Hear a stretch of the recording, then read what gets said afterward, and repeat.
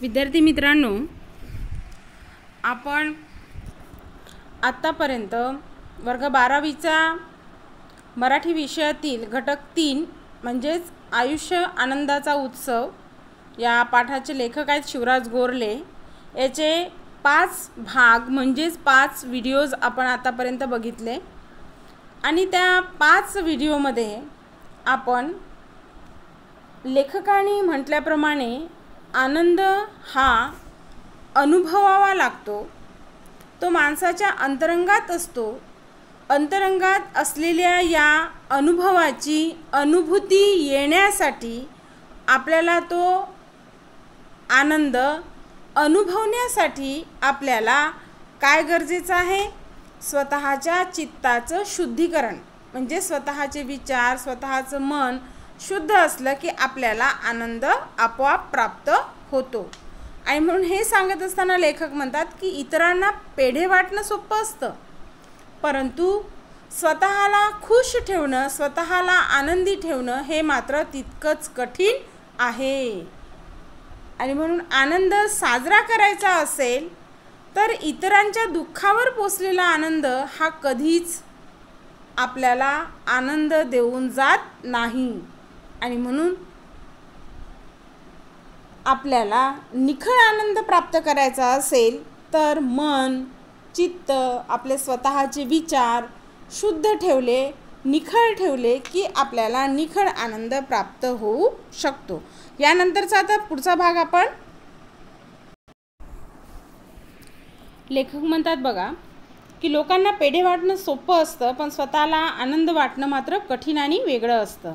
कारण आपलं अंतरंग जोपर्यंत शुद्ध असत नाही, आपलं अंतरंग जोपर्यंत स्वच्छ असत नाही, तोपर्यंत आपण खऱ्या आनंदाची, निखळ आनंदाची, शुद्ध आनंदाची अनुभूती घेऊ शकत नाही। अनुभूती घेणे म्हणजे काय? अनुभव घेणे।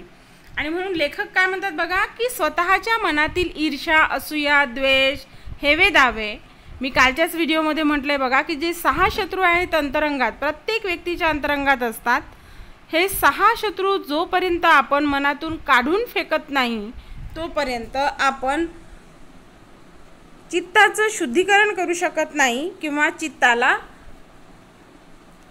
आनंदी ठेवू शकत नाही। आणि म्हणून दुसऱ्याच्या बद्दलची असलेली ईर्ष्या, आनंद ह्या सगळ्या गोष्टी आपण फेकून द्यायला पाहिजे, दूर सारायला पाहिजे, तरच आपण आनंदी राहू शकतो।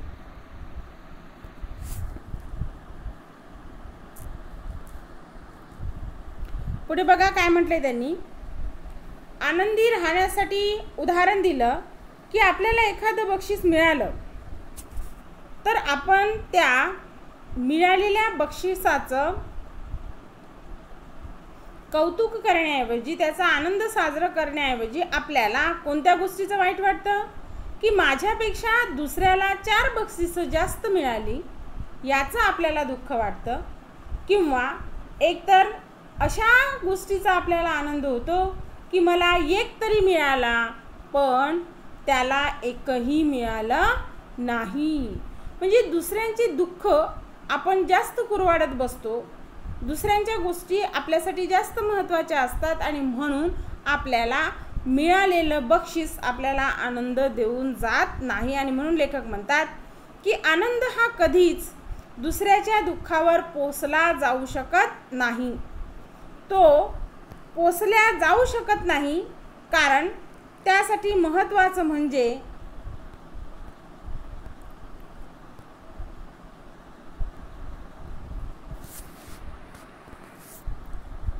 काय महत्त्वाचं आहे तर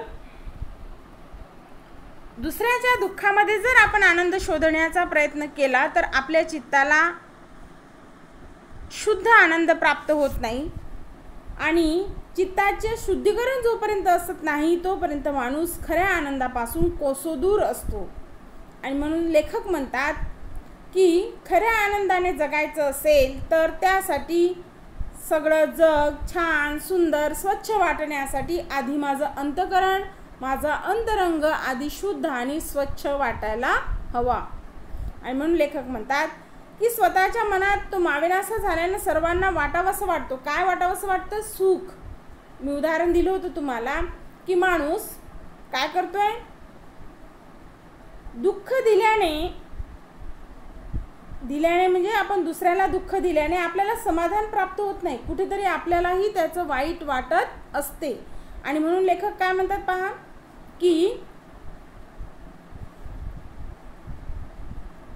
दुसऱ्याला आनंद देण्यासाठी आधी स्वतःचं अंतरंग आनंदी ठेवा. जोपर्यंत तुम्ही स्वतःचा अंतरंग शुद्ध परिपत्राने पूर्ण करणार नाही, शुद्ध करणार नाही, तोपर्यंत तुम्ही चांगल्या आनंदाची अनुभूती घेऊ शकणार नाही. आणि मागच्या व्हिडिओमध्ये मी म्हटलेलं आहे की जशा प्रकारचा चष्मा आपण डोळ्यांवरती लावू आपल्याला जग तसंच दिसते. काळा लावला तर काळा दिसेल, निळा लावला तर निळा दिसेल, हिरवा लावला तर हिरवा दिसेल. आणि म्हणून लेखक काय म्हणतात त्या ठिकाणी, की आपल्याला स्वतःला आधी आनंदी राहावं लागेल, तरच आपण आपल्या आनंदाला काय करू शकतो, स्वीकारू शकतो. आणि म्हणून काय म्हटलंय बघा, काही ठिकाणी त्यांनी उदाहरण दिलेलं आहे की काही लोकांना सवय असते कशाची, आयुष्य म्हटलं की सुख आणि दुःखाचा हा खेळ चालत असतो. ज्याप्रमाणे माणूस जन्माला आला, बुद्धाचं तत्वज्ञान काय म्हणतं, माणूस जन्माला आला की तो कधी ना कधी तरी मृत्यू पावेलच. मग ह्या मृत्यूमधूनही आपल्याला दुःखाची निर्मिती होते. आपल्याजवळ जे जे प्रिय असतं पण ते प्रिय आपल्याला न मिळालं आणि दुसऱ्याला प्राप्त झालं, किंवा आपल्या जवळच्या व्यक्ती आपल्यापासून दूर गेल्या, तर आपल्याला त्या गोष्टीचं दुःख होतं, त्रास होतो आणि मग त्याच्यातून आनंदाची निर्मिती होऊ शकत नाही. आणि म्हणून लेखक म्हणतात की काही माणसं अशी असतात की आयुष्यामध्ये आलेले जे दुःख आहेत त्या दुःखांमुळे हृदयामध्ये आयुष्यामध्ये दुःखाला येऊ दिलं आणि त्यांनी दुःख कवटाळून धरून आपल्या हृदयाची, आपल्या आयुष्याची कवाडं काय केली, बंद केली, घट्ट बांधून ठेवून दिली. ती कायमची बंद केल्यामुळे दुःख कुठे राहिलं, आतमध्ये राहिलं. आणि म्हणून गावठी भाषेमध्ये म्हण आहे एक, की काळ हे सर्वोत्तम उपाय आहे, सर्वोत्तम पर्याय आहे, सगळ्यात उत्तम असं औषध आहे की जे प्रत्येक दुःखावरती मलमपट्टी करताना दिसते. म्हणजे जसा जसा काळ निघून जातो, जशी जशी वेळ निघून जाते, तसं तसं माणूस स्वतःच्या आयुष्यातील ज्या दुःखद घटना आहेत त्या विसरून हळूहळू चांगल्या गोष्टींची अनुभूती घ्यायला लागतो. आणि जे जे चांगलं आहे, मंगल आहे, पवित्र आहे, ते ते आपल्यासाठी आनंद देणारं असतं. आणि म्हणून लेखक काय म्हणतात बघा, की काही माणसं दुःखाला बाहेर जाऊ देत नाही आणि हृदयाची दारं काय करतात, दुःख आतमध्ये गेलं की त्याला मिटून कवटाळून ठेवून देतात. आणि म्हणून आतलं दुःख बाहेर जात नाही आणि बाहेरचा आनंद आतमध्ये येत नाही. अशा वेळेस आपण सदैव कसे असतो, दुःखी असतो. बाहेर दाराशी घुटमळणारा आनंद आत येणार कसा, कारण का नाही येऊ शकत तो, कारण हृदयाच्या आतमध्ये कोण आहे, दुःख भरलेलं आहे. आणि दुःख भरलेलं असल्याने आपण तेवढ्यामुळेच आपल्या बाहेरच्या दारामध्ये तो आनंद घुटमळत बसत नाही, तर आपण दरवाजा काय केला, बंद केला. जेवढ्या सहजतेने दुःख आपल्या अंतरंगात येतं तेवढ्या सहजतेने सुखसुद्धा आपल्या अंतरंगात येताना दिसते. परंतु आपण एखादी घटना घडली, मनाच्या विरुद्ध घडली, की ती दुःखद घटना हृदयाच्या अंतरंगामध्ये काय करतो, धरून बसतो. आणि म्हणून आतमधलं दुःख आतमध्येच असते, कारण आपण काय केले, म्हणजे हृदयाची, मनाची दरवाजे काय केलेली आहेत, बंद केलेली आहेत. आणि बाहेरचं जे असते आनंद, तो बाहेरचा आनंद बाहेरच असतो, तो सुद्धा हृदयाच्या आतमध्ये येऊ शकत नाही. मग तुमच्या मनात दुःख, चिंता, टेन्शन्स असतील, तर अशा मंडळींची गर्दी जर असेल तर त्या ठिकाणी आनंद कधीच येत नाही, किंवा त्याच्या दाटीवाटीच्या ठिकाणी आनंद कधीच घुसत नाही, कारण आनंदाला खुल्या दिलानं केलेलं स्वागत आवडतं. टेन्शन्स, चिंता या गोष्टी धरून केलेलं स्वागत हे कोणाला आवडत नाही, आयुष्याला आवडत नाही. आणि म्हणून लेखक म्हणतात की उदाहरण जर घ्यायचं झालं तर हवालदिल झालेला, हतबल झालेला शेतकरी कपाळावरती हात मांडून निघून गेलेल्या पावसाकडे पाहत राहतो की हा जर पडला नाही तर माझं धान्य कसं पिकेल. तो दुसरं काहीही करू शकत नाही. त्या दुःखाला तो दूर करू शकत नाही, कारण पाऊस पाडणे हे त्याच्या हातात नाही. आणि म्हणून आपण मात्र आपल्या अंगणामध्ये, म्हणजे कुठल्या अंगणामध्ये, हृदयाच्या अंतरंगामध्ये म्हणजे अंगणामध्ये आनंदाचा पाऊस पाडू शकतो. कारण हा पाऊस आपण आपल्या विचारांनी, आपल्या हृदयातील भावनेने भरून काढतो. आणि म्हणून लेखक म्हणतात की बघा की हा जो पाऊस येतोय हा कृत्रिम नाही आहे. हा आनंदाचा पाऊस हा कृत्रिम पाऊस नाही, तो नैसर्गिक आहे.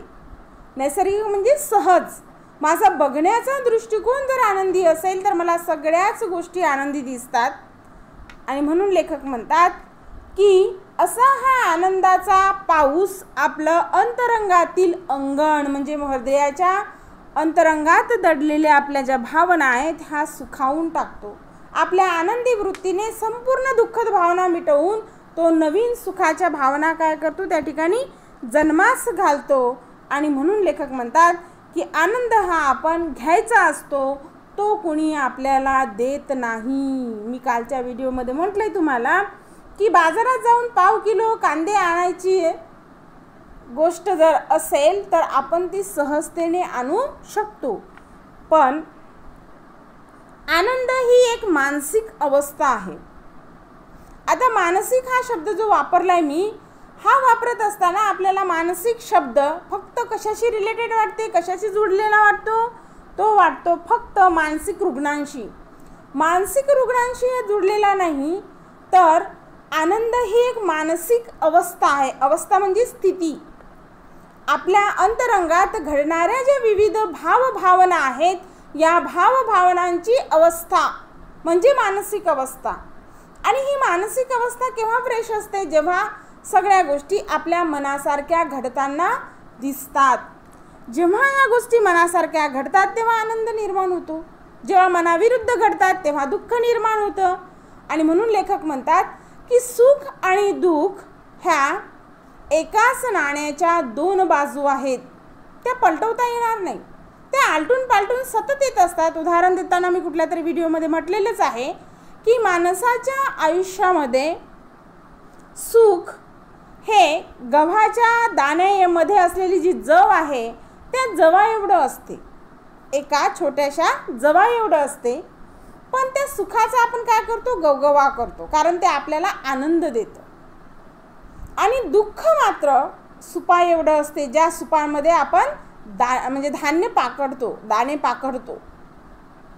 असं जास्त असलेलं हे जे दुःख आहे, हे जर आपण कवटाळून बसत गेलो, हे दुःख हृदयाच्या अंतरंगामध्ये साठवून ठेवलं आणि कवाड बंद करून टाकलं तर माणूस घुसमटून मेल्याशिवाय राहणार नाही.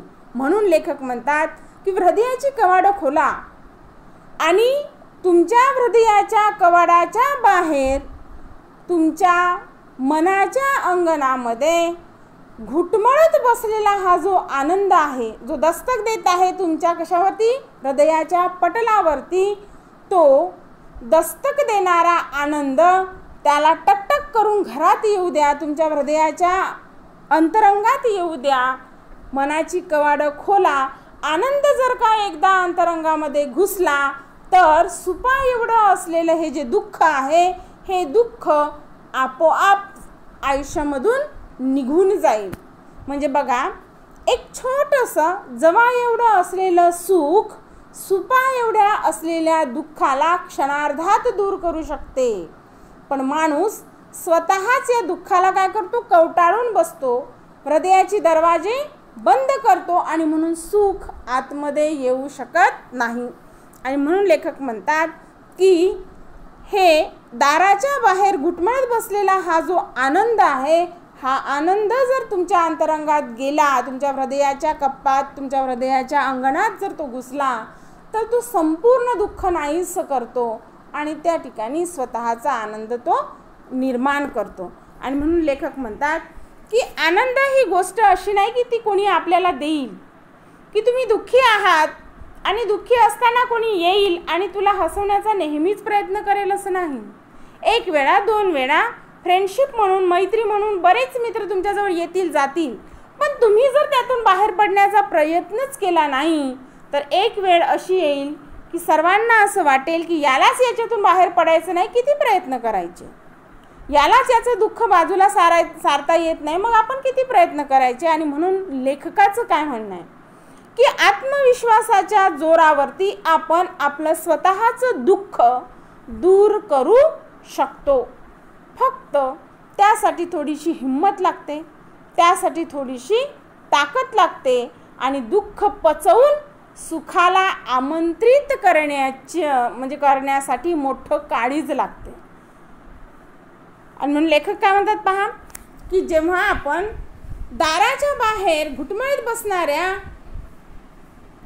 सुखाला आपल्या अंतरंगामध्ये, आपल्या हृदयाच्या आतमधल्या भागामध्ये जर जागा दिली तर आपोआपच आनंद हे आपल्या अंतरंगात भरून राहील, हृदयाच्या अंगणामध्ये ते सदैव नाचेल. आणि आतापर्यंत जे सुपा एवढं असलेलं दुःख आहे, जे ठाण मांडून बसलेलं होतं माझ्या हृदयामध्ये, हे ठाण मांडून बसलेलं हे माझं दुःख या छोट्याशा असलेल्या सुखाने पूर्णपणे झाकून निघेल. आणि म्हणून लेखक काय म्हणतात पहा की आनंद हा तुमचा स्वभाव व्हायला हवा, आनंदात राहण्याची सवयच जडायला हवी. जडणे म्हणजे लागणे. कशाची सवय लागायला पाहिजे? आनंदात जगण्याची सवयच लागायला पाहिजे. हॅबिच्युअल झालो आहे आपण. आता सध्याच्या काळामध्ये या धकाधकीच्या आयुष्यात एवढे टेन्शन्स, एवढ्या काळज्या, एवढ्या दुनियाभराचे प्रॉब्लेम्स आपल्यासमोर निर्माण झाले. आणि सगळ्यात मोठा प्रॉब्लेम म्हणजे कोविड-19. या कोविड-19च्या बिमारीने संपूर्ण जगाला हलवून टाकलं. आणि आता लोकांना समजलं की पद, पैसा, प्रतिष्ठा याहीपेक्षा सगळ्यात मोठी गोष्ट आहे ती म्हणजे जीवन. अमूल्य गोष्ट आहे. पद प्राप्त करता येतं, पैसा प्राप्त करता येतो, प्रतिष्ठा प्राप्त करता येतो, परंतु जर हे अनमोल असलेलं जीवन जर नष्ट झालं तर ते पुन्हा प्राप्त करता येत नाही. कारण मनुष्य जन्म हा एकच वेळेस प्राप्त होतो, पुनर्जन्माला स्थान नाही.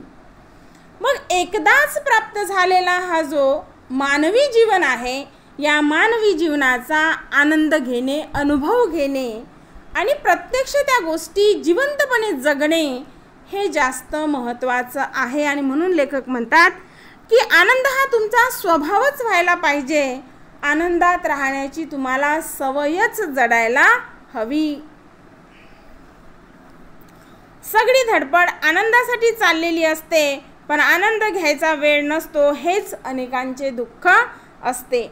म्हणजे आपण आनंद कशात मानतो? आनंद असलेल्या भौतिक गोष्टींमध्ये. आता भौतिक गोष्ट कोणती? मी मगाशी शब्द त्यासाठीच वापरला की मानसिक अवस्था आणि भौतिक अवस्था, भौतिक स्थिती, भौतिक गोष्ट. मग तुमच्या अवतीभोवती असलेल्या सगळ्या गोष्टी, तुम्ही ज्या सोफ्यावर बसता तो आरामदायी आहे, एक्सपेन्सिव्ह आहे म्हणजेच महागडा आहे, तुमचं इम्प्रेशन लोकांच्या समोर मांडणार आहे, तुम्ही खूप मोठं घर बांधलं आणि प्रत्येक रूममध्ये टाईल्स लावली, भिंतींनासुद्धा टाईल्स लावली, एवढंच नाही तर त्या घराचं इंटेरियर डेकोरेशनसुद्धा इतके लाखो रुपये खर्च करून केले, सगळं व्यवस्थित केलं, खूप मोठा प्लॉट आहे तुमचा आणि त्या प्लॉटमध्ये खूप मोठं घर, त्या मोठ्या घराच्या समोर खूप मोठा म्हणजे बगीचासुद्धा तुम्ही लावले, बाग तयार केली, फुलं, झाडं, नोकर, चाकर, घराच्या समोर गाडी, घोडे सगळे आणून ठेवले. पण या सगळ्या गोष्टी मिळविण्यासाठी जितके जास्त प्रकारचे मी टेन्शन्स घेतले, जितके जास्त प्रकारचा मी त्रास सहन केला, हा त्रास सहन करीत असताना गेलेला प्रत्येक क्षण मी जगायचा कसा जातो? विसरून जातो. आणि म्हणून या ठिकाणी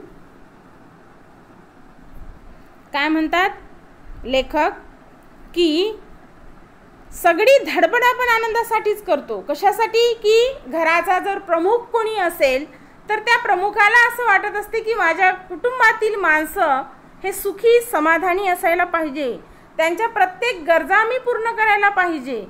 पण ह्या ज्या गरजा आहेत ह्या भौतिक गरजा म्हणजे सुख आहे का?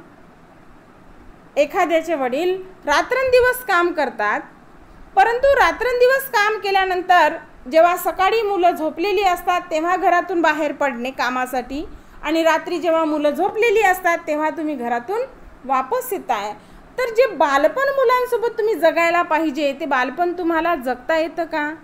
या बालपणाचा तुम्हाला आनंद घेता येतो का?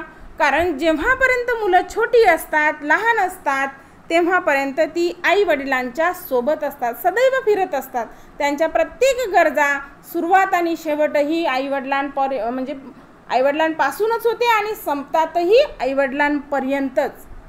मग असं असताना ही मुलं सुखात राहावी म्हणून मी पैसा मिळवण्याच्या मागे जर धावायला लागलो, आणि उदाहरण दिलं मी आताच तुम्हाला की मी सकाळी 6 वाजता घरून निघायचं तेव्हा माझी मुलं झोपलेली असतात, आणि मी परत संध्याकाळी जेव्हा रात्रीला 12 वाजता घरी जायचं तेव्हा सुद्धा माझी मुलं झोपलेली असतात. मग ही जी लहान असलेली मुलं आहेत त्यांचं कोड कौतुक, त्यांनी केलेल्या उचापती, त्यांनी केलेले सगळे विनोद, ह्या सगळ्या गोष्टी आपण आपल्या आयुष्यामध्ये काय करीत असतो? हरवून बसतो. हीच मुलं जेव्हा मोठी होतात आपण त्यांना पैसा तर देतो, पण जे प्रेम, जे आपुलकी, त्यांच्यासाठीचा जो वेळ हवा असतो तो वेळ आपण देऊ शकत नाही. आणि म्हणून लेखक म्हणतात की सगळी धडपड जर आनंदासाठी असेल तर आनंद घ्यायला सुद्धा वेळ असायला हवा. कारण ते काय म्हटले लेखकांनी की आनंदासाठी धडपड आपण करतो, गाडी घोडा नोकर चाकर बंगला सगळं काही आलिशान असलं पाहिजे, हे मिळवण्यासाठी मी अहोरात्र कष्ट केले, मेहनत केली, परंतु या अहोरात्र केलेल्या कष्टातून मेहनतीमधून असं व्हायला नको की मी हे एवढं मिळवलं पण मिळवलेल्या या गोष्टींचा मला अनुभव घेता आला नाही, ह्या गोष्टी मला वापरता आल्या नाही, ह्या गोष्टी मी जगू शकलो नाही. असं जर असेल तर मी वस्तूंची निर्मिती तर केली परंतु उपभोगण्यासाठी वेळ निर्माण करू शकलो नाही. हे दुःख, हे शल्य मला सतत जाणवीत राहील. आणि म्हणून लेखक म्हणतात की दुःखासाठी आपण भरपूर सबबी, भरपूर कारणं शोधलेली असतात,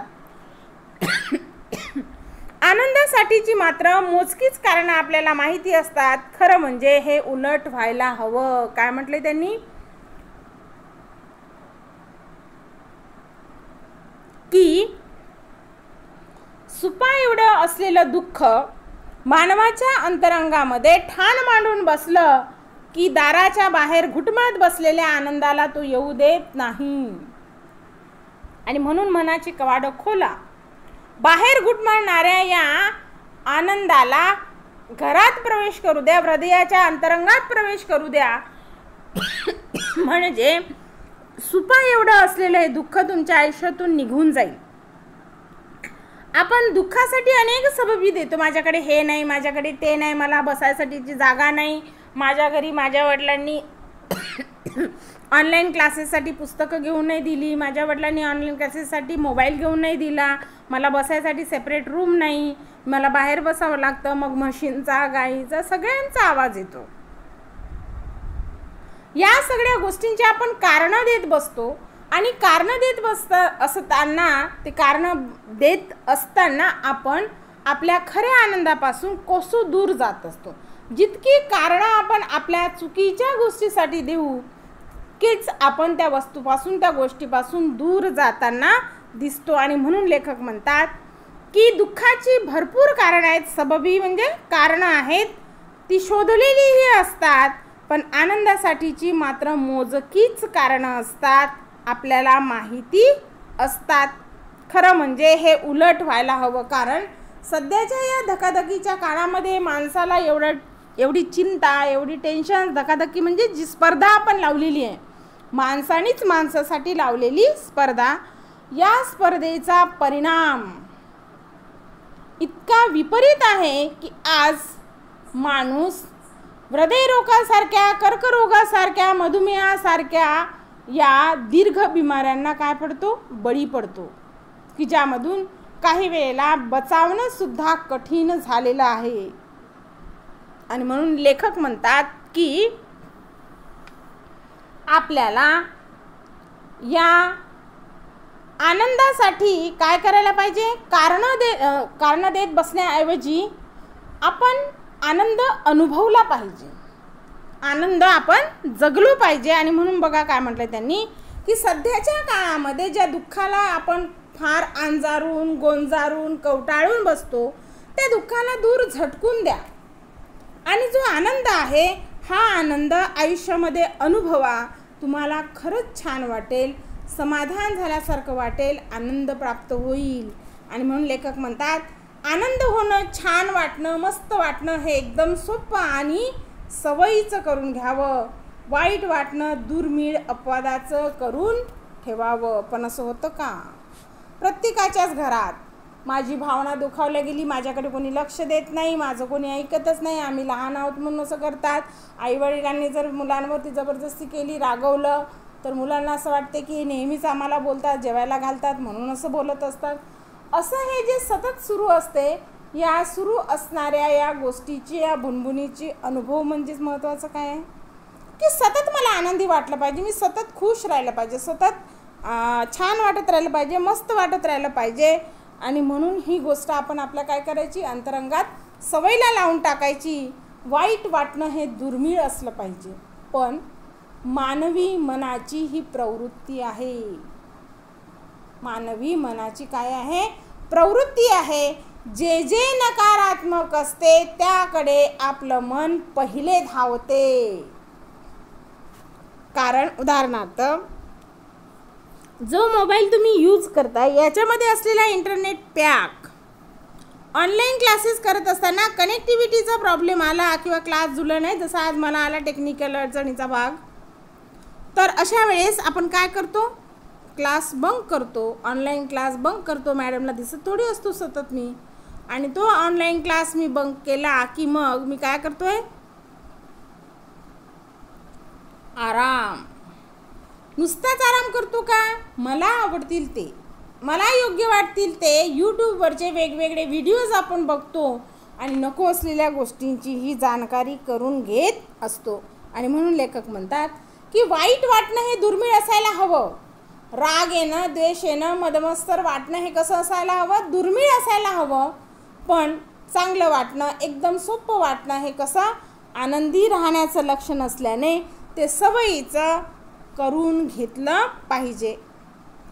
सौंदर्य जसं पाहणाऱ्याच्या दृष्टीतच असतं तसा आनंद घेणाऱ्याच्या वृत्तीत असतो. लहान मुलं निरागस आनंदी वृत्तीची असतात. बघा काय म्हटले, सौंदर्य जसं पाहणाऱ्याच्या दृष्टीत असतं. उदाहरणार्थ जर कोणाकडे केबल असेल, टी व्ही चॅनलचा केबल असेल, तर त्याच्यावरती स्टार प्रवाहावरती असलेली जी मराठी मालिका आहे, कोणती, रंग माझा वेगळा. या रंग माझा वेगळामध्ये आपण जेव्हा डोळे उघडून ती सिरियल पाहतो तेव्हा फक्त आपल्याला एकच दिसते की ही एक काळी आहे. या सिरियलमधली हिरोईन जी आहे ही कशी आहे, काळी आहे. आणि म्हणून सिरियलला नाव दिलेलं आहे रंग माझा वेगळा.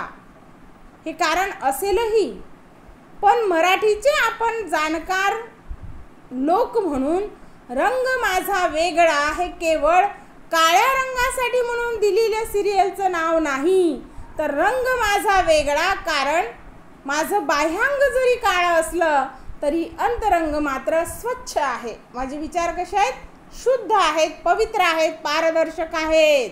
आणि म्हणून माझ्या गुणांमुळे मी कशी आहे, वेगळी आहे.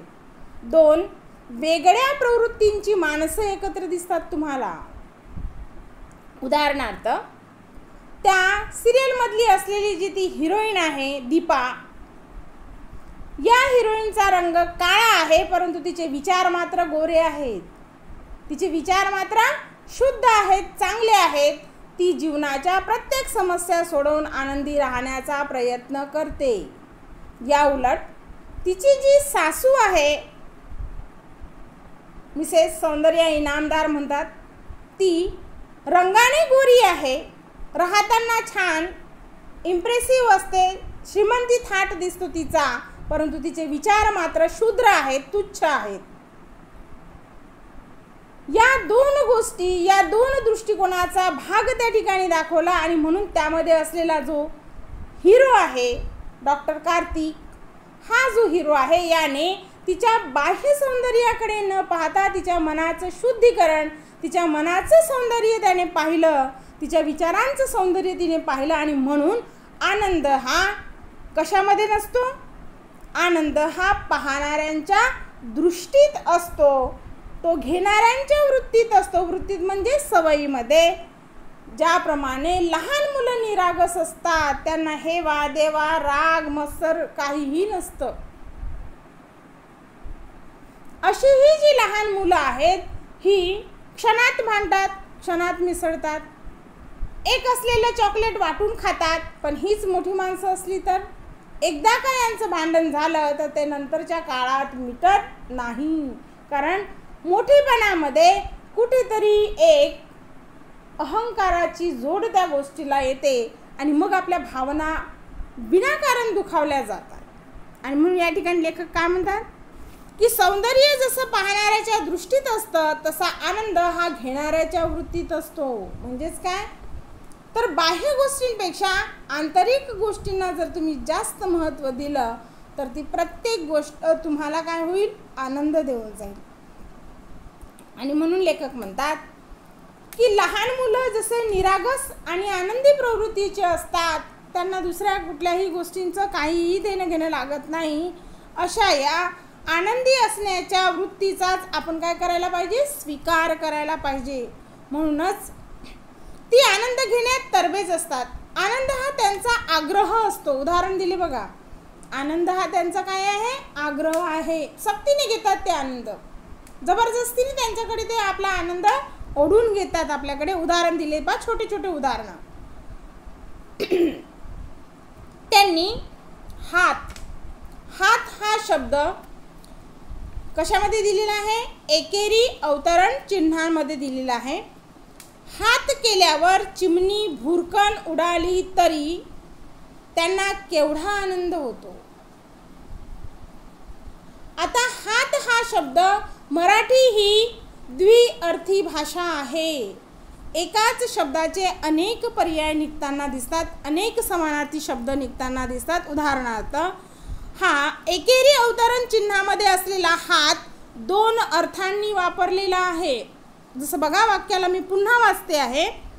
त्यांनी हात केल्यावर चिमणी भुरकन उडाली तरी त्यांना केवढा आनंद होतो. ते किती आतून हसतात ती. बघा काय म्हटलंय, त्यांनी हात केल्यावर म्हणजे हात म्हणजे कर.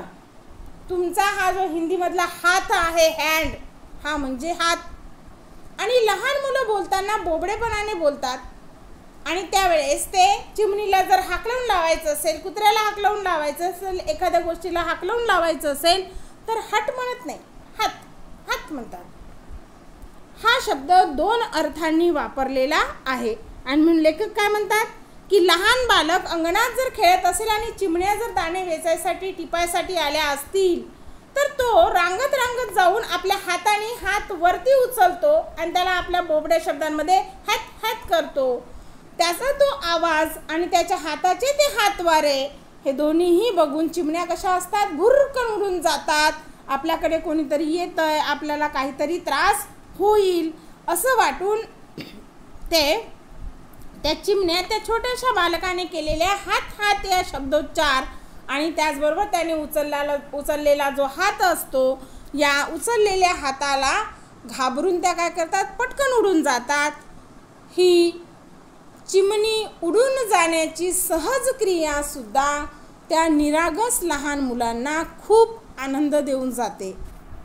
एवढा आनंद देते की त्या गोष्टी ते मोजू शकत नाही किंवा त्याचा मोजमापही होऊ शकत नाही. आणि म्हणून लेखक म्हणतात की आपण मोठे होतो आणि छोट्या छोट्या आनंदाला पारखे होतो. पारखे होणे म्हणजे छोटा आनंद अनुभवता न येणे, आपण त्यापासून दूर जाणे. आनंदाची हीच तर गंमत आहे. आनंद छोट्या छोट्या गोष्टींतच असतो, आपण मात्र तो मोठ्या गोष्टींमध्ये शोधत असतो. आयुष्यात अशा मोठ्या गोष्टी, आनंदाचे मोठे प्रसंग कितीसे येतात, तेव्हाच आनंद घ्यायचा आणि बाकी आयुष्य काय नुसतं रेटत राहायचं. आनंद कणाकणाने टिपायचा असतो, क्षणाक्षणाने घ्यायचा असतो. आपल्याला मात्र तो टनाटनानं हवा असतो. खाईन तर तुपाशी, नाही तर उपाशी. बघा काय म्हटलेलं आहे. आपल्याला आनंद हा कसा हवा असतो?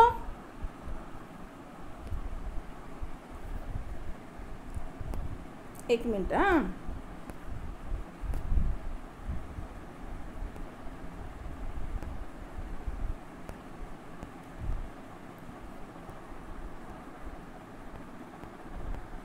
आपल्याला आनंद हा टनाटनाने हवा असतो. टनाटनाने म्हणजे क्विंटल, धान्य मोजण्याचं ते एकक आहे, मापन आहे. असं टनाटनाने म्हणजे भरभरून आनंद हवा असतो आणि तो भरभरून आलेला आनंदच आपल्याला आनंद वाटतो. परंतु लेखक असं म्हणतात की बालकांप्रमाणे, छोट्या मुलांप्रमाणे काय करा, छोट्या छोट्या गोष्टीमध्ये आनंद शोधण्याचा प्रयत्न करा. म्हणजे आयुष्याच्या प्रत्येक क्षणावरती आपल्याला आनंद अनुभवता येईल. ज्याप्रमाणे चिमणी स्वतःच्या चोचीने दाणे टिपायसाठी आपल्या अंगणात जेव्हा येते तेव्हा तिचं इकडे तिकडे म्हणजे भुरकन उडून जाणे, भुरकन दाणा उचलणे, भुरकन उडून परत दुसऱ्या जागेवर जाऊन बसणे, हे सगळं बघत असतानाही आपल्याला त्या गोष्टीचा आनंद व्हायला पाहिजे. हा आनंद जर तुम्ही त्या चिमणीच्या दाणे उचलण्यामध्ये जर अनुभवत असाल तर तुम्ही त्याला भुरकावून हाकलून लावत नाही. आपल्याला त्या गोष्टी मनापासून बऱ्या वाटतात आणि म्हणून आपण घरात जातो आणि पुन्हा आपल्या घरातून तांदूळ आणून त्यांच्यासाठी टाकतो की जेणेकरून त्यांनी ते खावेत. आणि म्हणून लेखक काय म्हणतात की ही कृतीसुद्धा आपल्याला काय करून जाते, आनंद देऊन जाते. पण सांगत असताना लेखकांनी काय म्हटलंय की आयुष्याच्या कणाकणामध्ये क्षणाक्षणाला आनंद दडलेला आहे. प्रत्येक टप्प्यावर आयुष्याच्या प्रत्येक कणामध्ये क्षणाक्षणाला आनंद दडलेला आहे. पण आपल्याला तो छोटा छोटा मिळणारा आनंद नको असतो.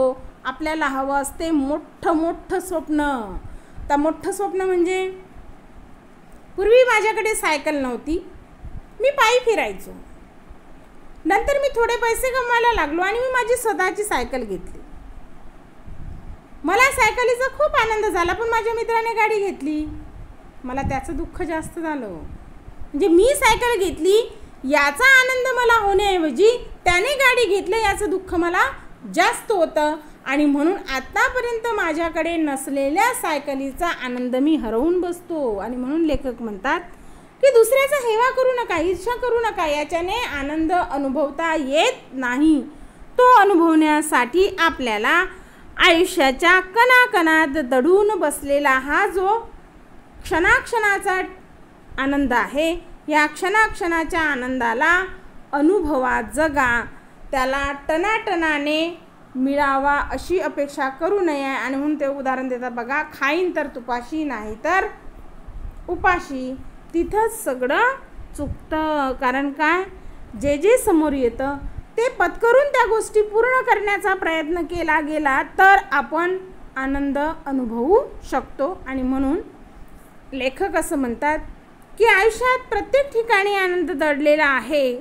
त्या आयुष्याच्या आनंदाला उत्सव म्हणून साजरा करायला लागा, एक सण म्हणून साजरा करायला लागा. तुम्हाला खूप समाधान प्राप्त होईल. तर विद्यार्थ्यांनो, आज हा जो व्हिडिओ पाठवत आहे हा दररोजचे व्हिडिओज तुम्ही वाचा. आजचा व्हिडिओसुद्धा वाचा. याच्यातील काही शब्द अतिशय महत्त्वाचे आहेत. तुम्हाला जर नाही समजले तर मला परत विचारा. ज्यावेळेस मी झूम ऑनलाईन मीटिंग घेईन त्यावेळेस तुम्ही मला ते विचारू शकता. ठीक आहे. बाकीचे यानंतरचा भाग आपण पुढल्या व्हिडिओमध्ये पाहूया.